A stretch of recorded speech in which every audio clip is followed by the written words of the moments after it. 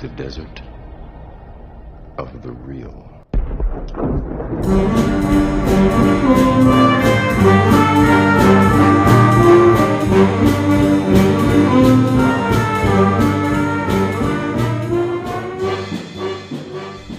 Welcome to Desert of the Real. I am your host, Ryan Hudson, followed with my other host. I'm the co-host, Jason Dietz. Welcome back. We just watched Thor. We're back on the Marvel movies, the MCU, after Dietz's choice, and we saw a huge spike in our numbers with... Did we? No. Oh. Do we see a huge drop in our numbers? To be honest, I didn't look at the numbers, because this podcast isn't about the numbers, unless we get paid. That's true. Someday, maybe. Someday, maybe. We watched Thor. Oh, we have a huge drop in our numbers, so apparently we should just skip my movies. Let's No. just stick with the Marvel movies. This movie came out in 2011, directed by Kenneth Branagh. Which shocked me, honestly. Was it? You didn't? I know. I had no idea that the Kenneth Branagh. We'll talk about Kenneth Branagh in just not too long. Yeah. But Jason, give us a brief summary of the movie for those who haven't seen it. I just imagine, like, just nobody apparently. This podcast I'm going to listen to, but I don't want you to watch all the Marvel movies. Movie starts with Thor and Loki and their dad, who is Anthony Hopkins, who is amazing. I love Anthony Hopkins. They've had a battle, and they've had a long peace with the frost giants, and then Thor gets crowned, and he decides he wants to go and unpeace everything. So he goes and beats the crap out of a bunch of frost giants, gets himself expelled from Asgard, and falls down to Earth with no powers, and he has a kind of a cool little moment where he's kind of tantruming and whatever.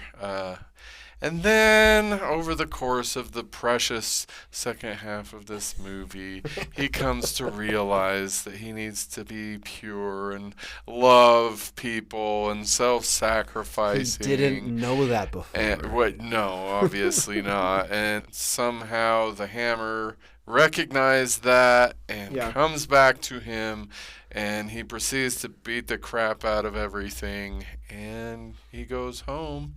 And sadly, his brother floats off into the ether because his brother was actually, to the surprise of probably no one watching the movie at all, the secret orchestrator of all of the downfall. Yeah, it shows its hand pretty early on. In fact, I was surprised on this rewatch. I was like, oh, we get told he's the ice giant offspring a lot sooner than I would have remembered. Yeah. Like, oh, yeah. So it's not a huge secret necessarily. You kind of liked this movie. I am once again shocked.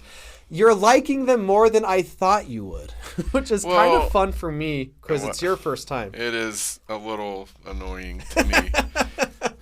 But you told me my preconceptions are being eroded, which I guess is good. You told me you don't think you're this movie's target audience, but what do you mean? Like, what is the target audience? No, I meant, I don't think I'm the target audience for all Marvel because the movies that I thought were not as bad as the other movies are the movies that everyone else thought sucked. Yeah. And vice versa. Yeah. So I gave this movie 3.5 stars. Right. Everyone else is like, this is a garbage movie, 2 stars, 2.5. See, I wonder how much of it is, I guess, recency bias to a degree. Like, oh, I know where this is going, and compared to the other films, not as good. But with someone like you, first time, it's like, oh, yeah, this is not as bad. Well, not as bad.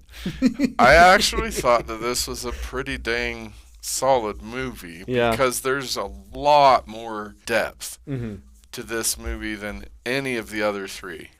We have a lot of subcontext, a lot of interpersonal, emotional baggage. And so this movie, to me, seems like the grown-up version of Iron Man. Oh, interesting. Where Iron Man, there's really not a whole lot of subtext. There's no plot. It's just, I'm rich. I'm cocky. I'm going to make this thing. I'm going to go kick butt. The end. Well, that's why I'm kind of just shocked because it's on paper the same arc as Iron Man and Tony Stark. It's exactly the same arc. Arrogant. I am prideful.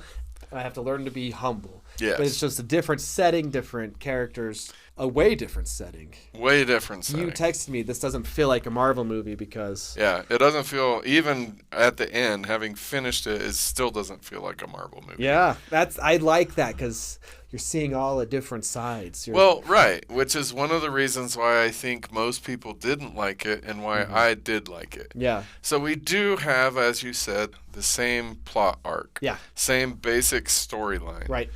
But what Thor has that Iron Man doesn't, like I said, is this very rich layer of subtext between like Loki and Thor. That is between Thor and the dad. I mean, Iron Man tries and fails to create tension between Tony Stark and his dad. We get that little Disney clip and whatever.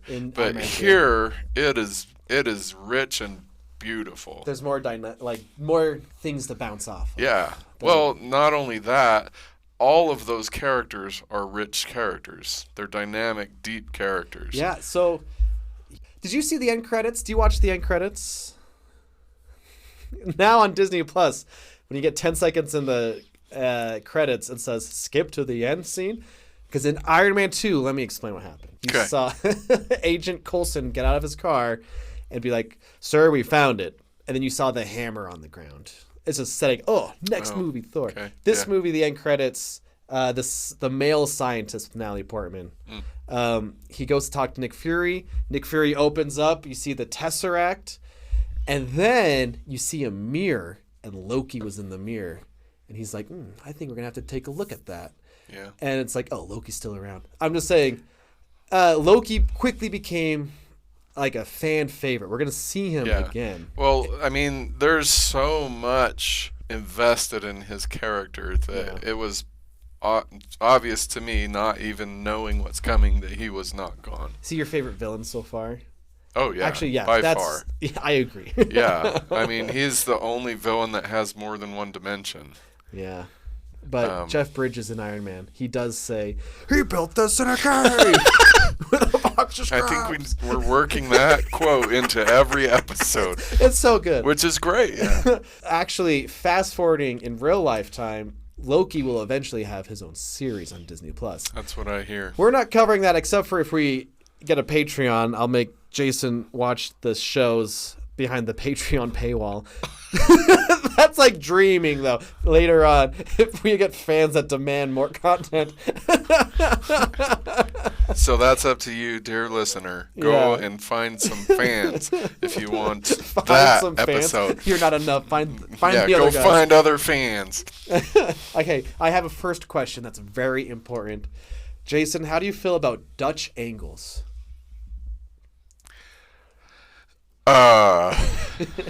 Okay, well, yes, I am pro Dutch angles. Okay, well, you got a lot of it then in this movie. I have no idea what a Dutch angle is. A Dutch angle in film when the camera is tilted. This movie is like 90% Dutch angles. Probably not, but it's so filled with Dutch angles. In movies, usually it's when something sudden happens and it's like, it's off balance now, or like, here's the bad guy, or look at this twisted scene where things are not normal. That's kind of usually how we see a Dutch angle, where the literal camera is on an angle to show intensity, something crazy, whatnot. This movie will just have a Dutch angle followed by a Dutch angle of just people walking, and then the building they're walking into. It's hard not to show you because we don't have a... No, I understand. So much of this movie is a Dutch angle. So are you pro 90% I thought it was Dutch so angle? distracting. I was like, they're going to fall. They're so In fact, Kevin Feige, the producer behind all the Marvel movies here, he admitted later on to saying... They tried to, in post, without, I think, the director's permission, to fix some of them with the computer. But they're mostly still intact because It's very a That's Dutch what they angle. wanted to do. It's a very Dutch angle-filled movie. Okay, well, I didn't Even notice. that. So that's why you are the master of Yes. film studies, and I am just the lowly not master of film studies. Take your doctorate in rhetoric and out of here. A few just checkpoints off. Okay. Did Thor's eyebrows distract you? What? Fun fact. No. They're dyed. And Kevin Feige, once again, the man behind it all, he said one of his biggest regrets Is dyeing his is eyebrow. the dyed eyebrows. Next, when we see Thor in the future, he'll have his natural, non-blonde eyebrows. Okay. Fun fact for you. That is fun.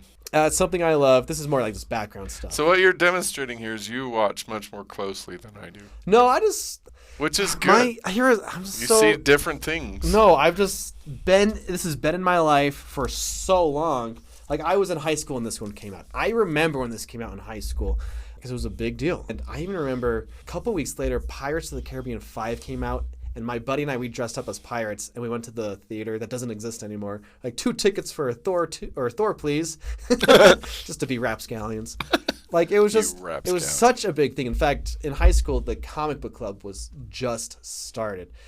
The choir teacher, who was big into comic books. So the reason I've read a lot of comic books was right now in my life, I was reading them for the first time.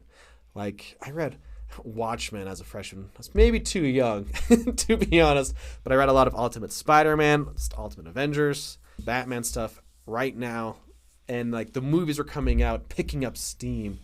It was an exciting time.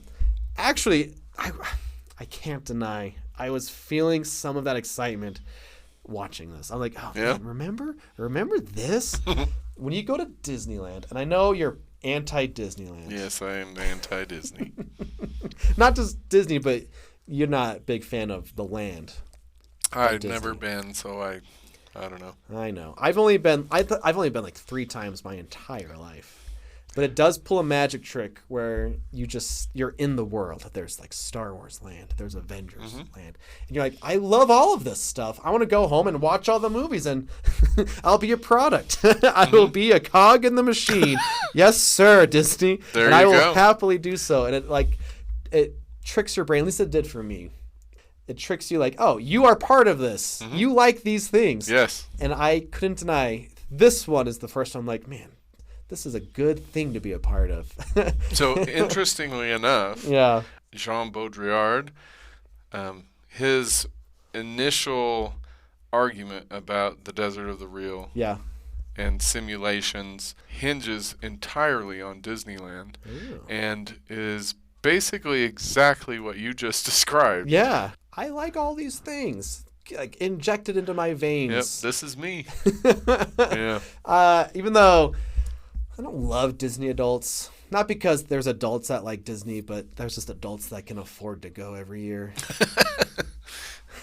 That's what drives me crazy. Whole Marxist jealousy there. Yeah, exactly. But I'm like, man, I can't wait for the next one. I felt that excitement, which I haven't felt in a while, because recording this in 2024, post Avengers Endgame, it's been shoved in our faces with especially the TV shows, like nonstop content.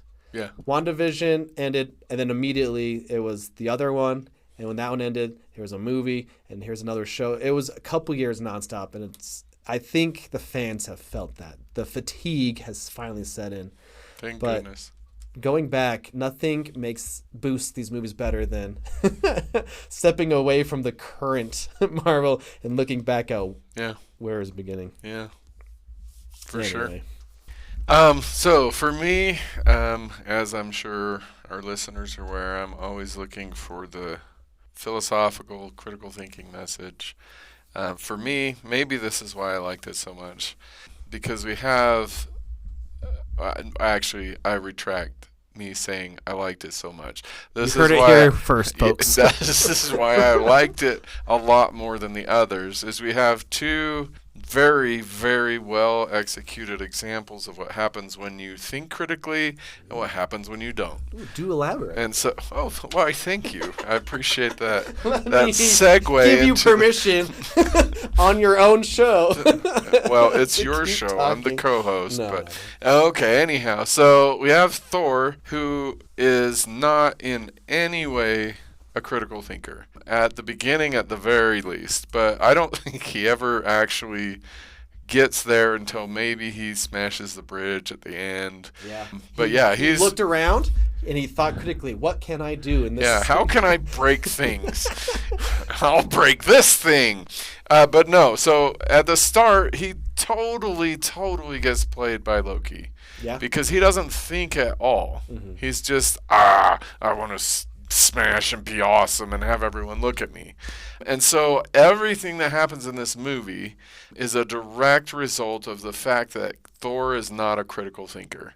He did not learn how to think critically, or if he ever did, he opted out in favor of being incredibly handsome and having a hammer that smashes things. Well, that and Loki even he literally points that out. Yeah. Like, I don't have the strength, but I have the brains. Yes. Yeah. Yes. And so Loki is the critical thinker. Mm-hmm. He looks at situations, examines what's going on. Yeah. He is, I guess he's evil. I don't think we know enough about him to see if he's a bad guy or not yet. But he analyzes, he makes decisions, plans ahead, and ultimately, so I have issues with the end of this movie. I actually do too. But ultimately, he won, or should have won. Yeah. In my opinion, Loki should have won. Oh man. We have this, because it's the triumph of critical thinking over acting on emotion. Yeah. But what whoever made this movie, Kenneth Branagh, opted for instead was to go with the very sappy love conquers all kind of thing.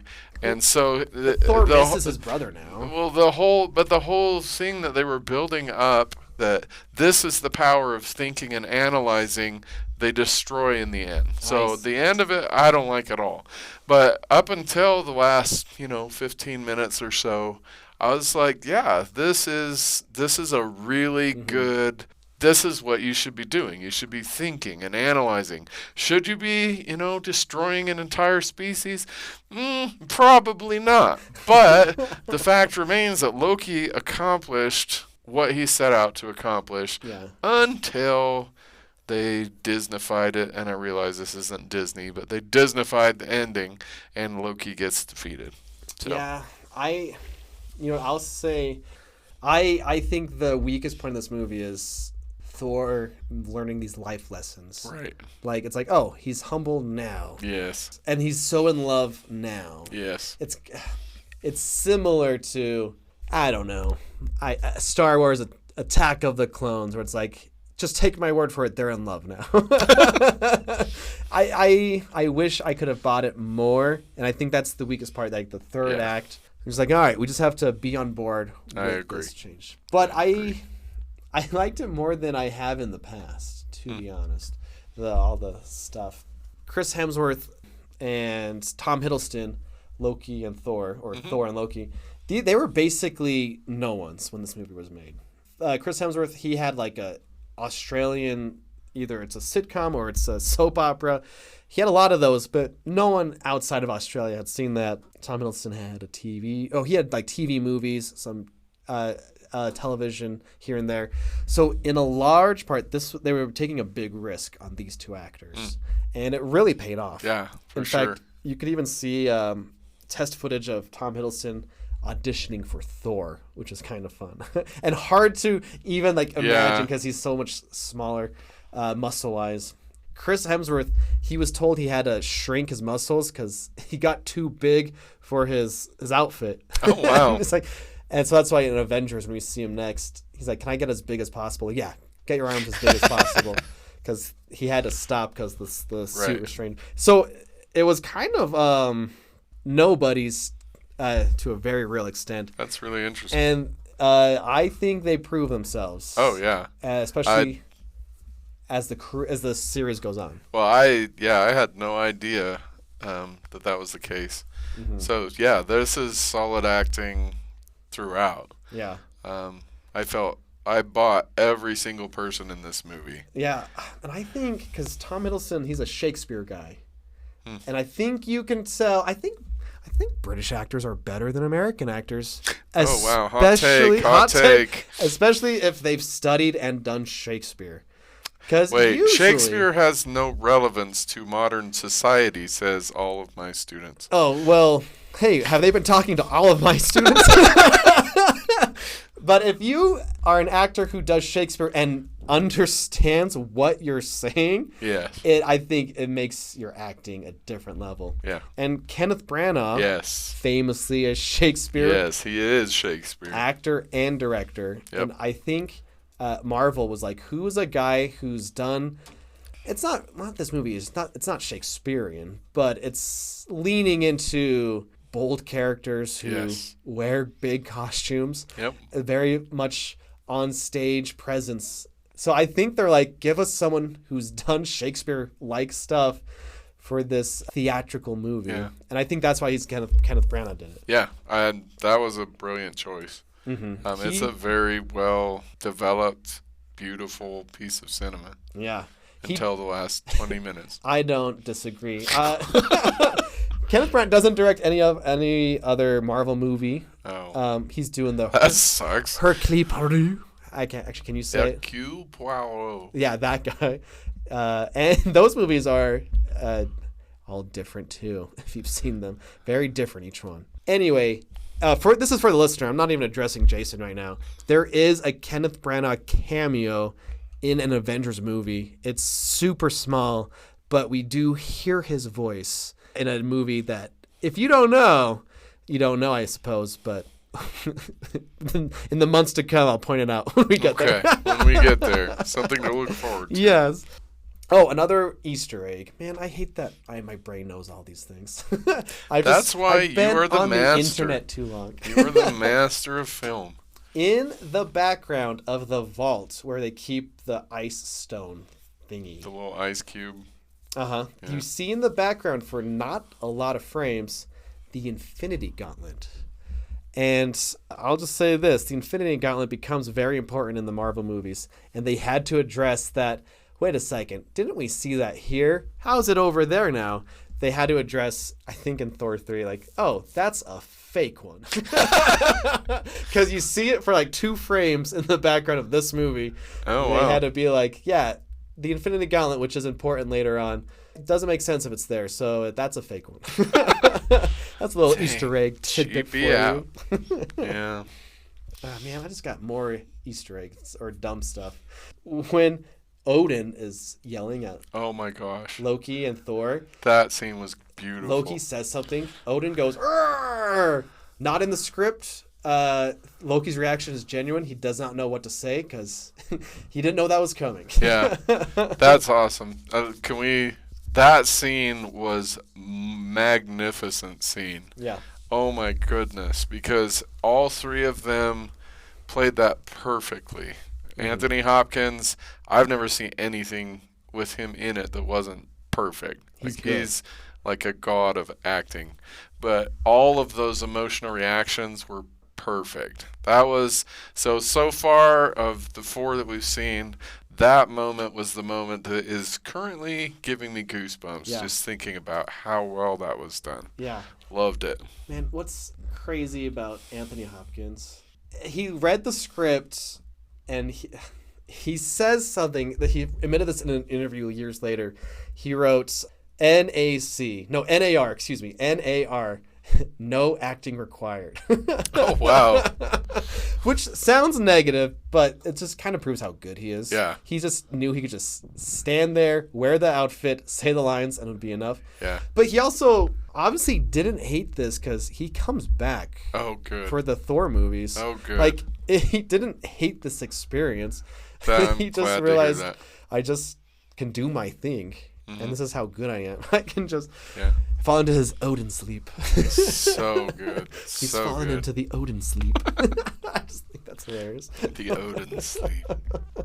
Something I realized this turnaround, because Thor's world, Asgard. Is it's colorful, it's bright. I think the CGI holds up. There's a rainbow bridge. Mm-hmm. And then the city in New Mexico is so bland and opposite. Mm-hmm. I think because you were saying it's so much fun when Thor is doing just walking around and stuff. It's a fish out of water story. Yeah.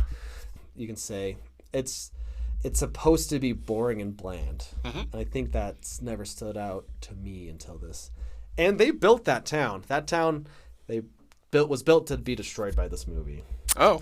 So that's why cool. that's why it's so small. It's because it's barely existing. There you go. But Asgard is like a fantasy. We mentioned earlier. You said like this is different than the Marvel movies so far.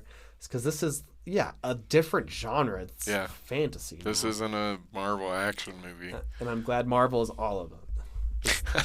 It's the realistic, in quotes, Iron Man stuff here, and it's the fantasy Thor here. Okay. You like? I will buy that for now. Yeah. We'll see, because my sense of Marvel is that this movie is not the standard. Like, we're just going to kind of abandon the fantasy stuff and embrace the spectacular stuff. But we'll see what happens. I know. I want to talk. I know. I want to know your thoughts. Never mind. I'll wait for Thor 2. So for this movie, I went a surprisingly long time into this movie before I said, wait, that's dumb. Oh, wow. Nice. So my thing that I texted to you was our government needs to train our military better. One guy with long blonde hair shouldn't be able to get past them all. Yeah. That's the moment when Thor is kind of breaking in to get to his hammer, and I mean, he's not a god anymore. He's just a guy, and he's a guy that's used to having godlike powers, and he suddenly doesn't. I would think that he would have a much harder time fighting without his godlike powers than he seems to. Oh, okay. It's kind of a nitpick. It didn't ruin the movie for me, but I was kind of like, I think he's going to have a little bit more trouble than he is, because he can't spin his hammer around and create a tornado and fly and do any of that. Now that you say that, you're 100% right. It would have been way better if he got punched in the face more. Like, right, he didn't get hit at all. Why did that hurt me so much? Yeah, I was expecting that. You know what? Yeah, you're so right. That's such a good point. Okay. But we do see Hawkeye for the first time. Oh yeah, and does he have his own movie, Hawkeye? No, he doesn't get his own thing until the Disney Plus shows. But he is an Avenger. But I recognized him from somewhere. It's Jeremy Renner. He's in actually a lot of movies. Born Ultimatum. Other examples, Wind River. Yeah. Hurt Locker. Anyway, that's an example, like branching out from Iron Man 2. It's like, here are characters. We're building things. We're connecting things. Agent Coulson's here. You know him. Hawkeye's here. You'll see him again. Yeah. I recognized that as soon as he chose a bow over all of the guns that he had. I'm like, oh, okay, this must be somebody that's a Bowie kind of person, not David. Not David. Unfortunately. Rest in peace. But yeah, so I had that, and then I really, really didn't have any issues at all until we got to the big metal guy showing up in the real world. Do you like how the metal guy looks, though? Yes. He moves pretty cool. His moving is very cool. Yeah. His blowing up of things, and like, I have the same issue with that as I had with Whiplash. Yeah. So his eye melty beam thing seems to be very selective in what it blows up and melts and what it doesn't. What do you mean? I don't even know what you're talking about. Well, it's just like, so... It all just blows up.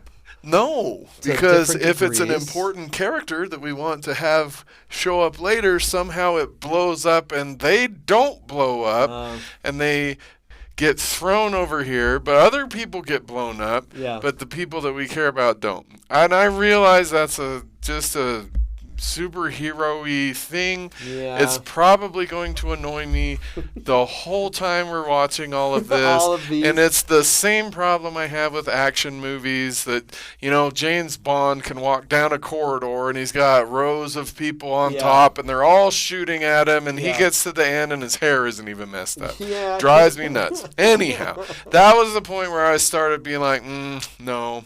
And then I texted you, what did I say? I said, he better not come back to life with some lame Disney type ending. And then he does come back to life with some lame Disney type ending. So he's dead. And I'm like, okay. Thor? Or who? Yeah, Thor is dead. Yeah, they can't kill Thor. What? Okay, but he's dead. Yeah. And then something happens. Lightning. And so hammer then the hammer somethings and whatever, and then he's standing in lightning. Yeah. That all to me was bullcrap. The whole thing. Yeah. Well, that's because if he let me No. can I finish and then because if he had become the guy or whatever, I think that he wouldn't have been dead unless I guess he had to die and resurrect, and then is Thor as Jesus or something. I don't know. That whole chunk did not make sense to me. Yeah, that's also what I said when it's like we just have to buy into. No, Because don't you think there are other people that can lift the hammer? Like Mr. Apparently Mr. not. Rogers could lift up that hammer. because he's a good guy. Yeah, sometimes I'm like, there are other good people on this planet. Well, apparently none of them are redneck beer drinkers because all of the redneck beer drinkers could not move that. Yeah, and Stan including Lee's Stanley, who cameo. tore his truck up trying to pull it out, which I thought was cute. Did it work? I like the Stanley cameos. Yeah. Did you know the director Kenneth Branagh? He wanted to change the name of the hammer because Mjolnir is a weird word and it has a J in there and stuff. Okay. But that's why the girl, I forget her name. Natalie Portman? No, the assistant, she calls it like Mew Mew or something because Mjolnir is just a weird word. And like he was told by people, like, you cannot change the name of the hammer. You will be like executed.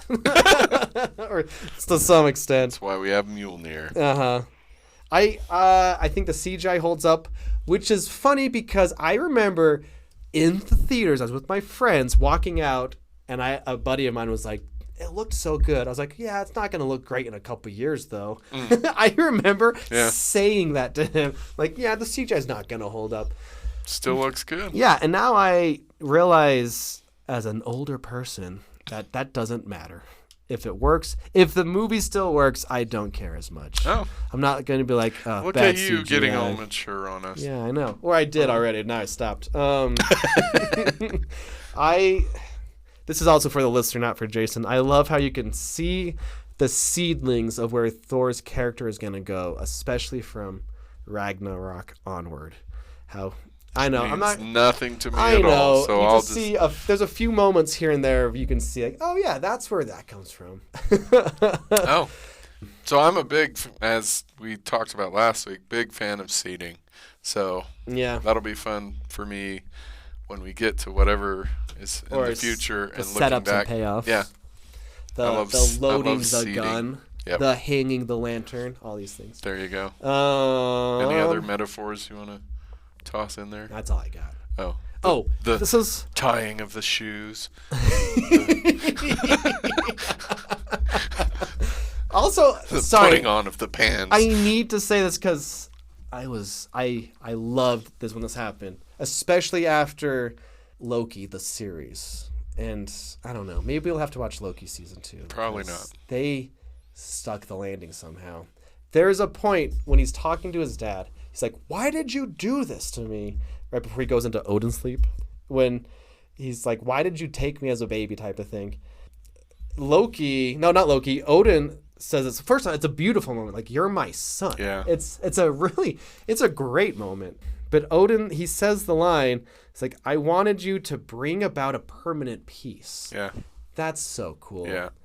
And for the listener who saw Loki season 2, isn't that so cool in the first movie? We get that little, just that line. He wanted Loki to bring about a permanent peace. And you'll never see it because you'll never watch Loki. But I don't know. I might. Maybe. I don't know. I was like, whoa, you can draw a line from there to there. Cool. Anyway, dessert of the real. There's a couple options, I think. You didn't see any? No. They're eating hamburgers, right? Or something. No. We're going to cut this part so that I sound smart. I have 2 dessert of the reals. Okay, who are the desserts of the real? I thought for sure you would have remembered, this drink is delicious. Another! He smashes the mug. Oh, the coffee. Okay, yes. That's a lot of fun. That is fun. But I was like, there's the guy, one of his friends. He's got the 3 guys and the girl who helped fight him. Mm-hmm. The actor, who's actually died since this movie's come out, the guy with the long beard, he's just putting together like a really the tall, sandwich, the Dagwood, as they were preparing for war. Yep. I was like, that's going to be my dessert of the real. There you go. He's just making food. There you go. Making a big food. Yeah. I also, one of the other things I really liked was the Thor out of water chunk, like the 10 or 15 minutes where that was well done. Especially I need a horse. Especially the ER scene. Yeah, and he goes into the pet shop. I need a horse. We don't have one of those. We have dogs and cats. And give me one of those big enough to ride. Yeah, that was good. And then the end. Yeah. Which is just not a good ending. But I like how Thor looks betrayed when he finds out what Loki did to him. Mm-hmm. I think that works. And then he puts his hammer on Loki. Yeah. and then Loki lets go. Yeah. And Thor is upset. Yes. I think, like what you're saying, I guess all of that worked and was really well done. I think that stuff's good. Yeah, I agree. I just think the Thor from I am a god and awesome to the Thor I'm going to sacrifice everything to save the frost giants. I don't know what was missing there. I don't know if it was just too abrupt of a shift. But I found myself throwing up in the back of my mouth there a couple of times near the end. He's like, then you should kill me and save the people. I'm like, no, I didn't buy that. So I also, it's implied like Thor and everyone, they were like hundreds of years old or something. Sure. And I think that's one of the problems for me. It's like, why did this change your mind and not any of the other? Right, yeah. There's even like a part in a comic book, I don't even know if I read this, I just saw this somewhere, where Thor is talking to one of the Avengers, and it's like, I've lived so long, sometimes I forget what I did with you guys, and because I'm like 1,000 years old or something, and like time was just different for him. And I don't know how, it's not laid out in this movie, so I don't know, but I'm like, why did Earth change him this much? That there's Natalie Portman, I take it back. That's what I was going to say. Portman. I think there just was not a Natalie Portman in Asgard anywhere. That must be what it was. I don't know. Yeah. So, like a struggle that I have with fantasy generally. You are aware that I am the heretic that does not like the Tolkien anything, which really is, to be fair, like a deal breaker. Okay, we were already so all of when you I guys learned are about broken. That, so. We have all. I'm now it's just, a man on an island. That? No, Who hurt you as a kid? No, we're not going to get into that. Other than to say that anytime a fantasy movie has a magic system, it has to be consistent. And I have an don't sigh at me. I have that long sigh? No, I didn't. Nobody heard that. I'm already planning my rebuttal. Yeah, no, nobody heard that. So like in this movie, so in the opening sequence, the frost giant, there's one guy that goes and frickin' freezes the guy. Yeah. Like, I'm going to borrow Don Cheadle's line from, Iron Man 2. I think I would lead with that. Like, if you could just go and freeze the guy, why are you fighting them? You should just be like, okay, we win. Let's go to Asgard and eat grapes. Like, no. And so there's that. And then there's the hammer is inconsistent in what it does. Yeah. And then there's Loki's whatever the crap stick thing he has, which sometimes blows a huge hole in something, and sometimes it just goes. So, like, but that's kind of a standard argument or a standard complaint I have with fantasy. Probably largely because Brandon Sanderson does it perfectly.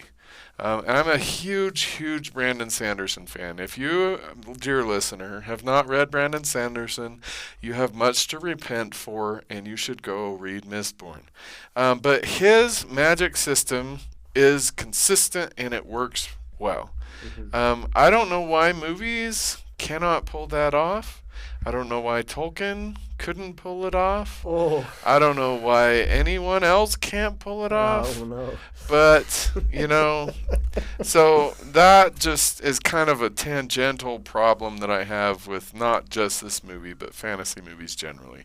So, your rebuttal that you have already formulated without even listening to my argument. No, Go. I was in the room. You were here. I was You here. were here, but... All right. I actually saw this argument on the internet recently. I feel like people get bogged down with what rules are in magic. And I think Brandon Sanderson is the fault of this. Here's the thing. I read Mistborn. Mistborn rules. I love Mistborn. But I also love Harry Potter. And people are like, oh, she's got bad world building because magic's inconsistent. It's like, yeah, but the book still works.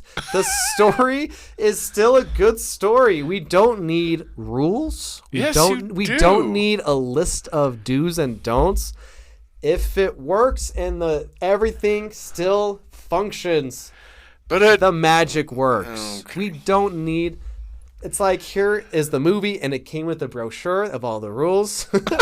That's what it sounds like you want. But if you're doing if you're doing something in one place, the same thing that has to happen when you do the same thing in another place. That's not asking that much, I don't think. I know. I also sometimes, it bugs me when superheroes lead with a power, and it's like, why didn't we do that again? Right. That happens in all these movies. Oh, goody. But so that will be a standard nitpick. But to kind of wrap up, that was not even remotely enough to ruin this movie for me. I actually enjoyed 85-90% of this movie a great deal. Yeah. Largely due to the very solid acting and the depth, the layered plots.